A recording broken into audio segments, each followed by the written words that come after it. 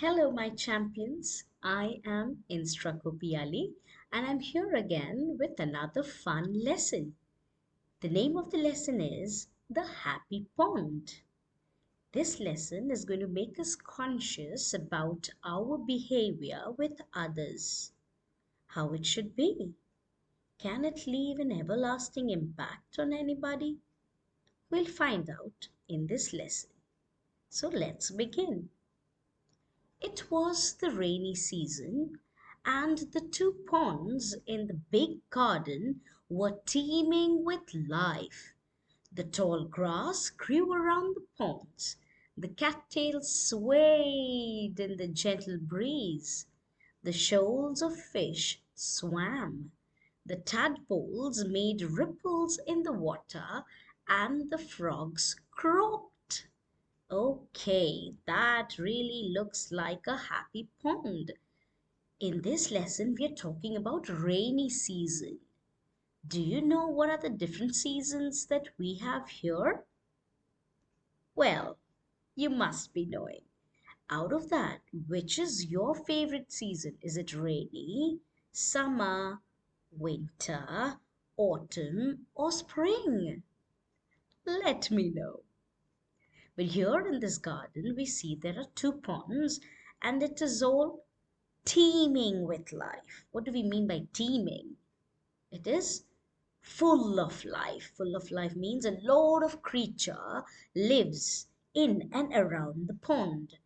Can you think of any creature that lives in the pond? Think, think. All right. And then we also see tall grass around the pond. The cattails, it swayed. What do we mean by swayed? Swayed is, of course, a verb, action word, and it means to move slowly from side to side. Very good. Okay, we also see the word ripple.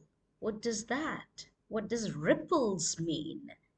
Well, ripples is a series of waves on the surface of water. Have you ever tried dropping one drop of water in the bucket? And did you notice the ripple form? Exactly, that is what a ripple is. So, what is tadpole? Tadpole is the baby of a frog. Very good. All right, now let's see. Everything looks happy till here. What is happening next? The bigger of the two ponds had beautiful white and pink water lilies pushing their way through the lily pads in order to bloom. It was also home to an army of frogs. The young ones played on the lily pads at dusk, while the older ones leapt around and watched them play. They played the leaping race, tag, or sometimes just sat catching insects with their long and sticky tongues. They all played fair and included everybody in their frog games. Indeed, the pond was a happy place with kind frogs. Oh my god, if everybody's kind around, is it a good place to be? Perfectly, yes. Very good. Everybody behaved so well. It is also very important to play your games fairly, isn't it? Now, the frogs played the leaping race, tag. Which one is your favorite game to play? Let me know. So, here we see that there were kind frogs and they gave fair chance to everybody. Those who liked to play would play, or others enjoyed relishing on the insects. Insects are a lot in the rainy season, isn't it? Absolutely, yes. Okay, now what we see here is one day, leaping its way along, a frog from the adjoining pond came over and introduced himself as Skippy. Now the kind frogs greeted him and asked him to join the game of tag. No, we'll pay the reaping race. Move out from this lily pad, little fellow. I'll start from here, shouted Skippy, pushing one of the frogs into the water. Oh my God, is that a good behavior? What do you think? Is Skippy behaving good here? The kind frogs gave him way, gave him a chance to play with them, though he was coming from the adjoining pond. What is that? Adjoining would mean what? Neighboring pond. Okay, and here adjoining acts as an adjective, a describing word to the noun pond. Okay, but then the kind frogs were being quite nice to him, welcome him to their pond, asked him to play the leaping race, but then asked him to play tag, sorry, but then he said no, he's going to play leaping race.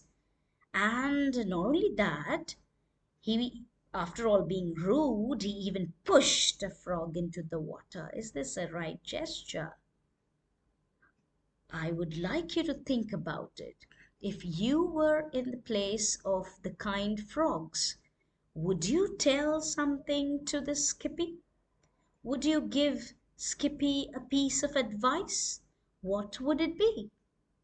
Think and let me know. What we need to notice here is a concept of grammar. Now, in the previous slide, did you get to see a kind of a special noun? There are a lot of nouns that you see all around here, right? Ponds, water lilies, frogs, these are all different kinds of nouns. There's a special noun which you can see here. Is it here? Do you see that? Okay, what is this? An army of frogs.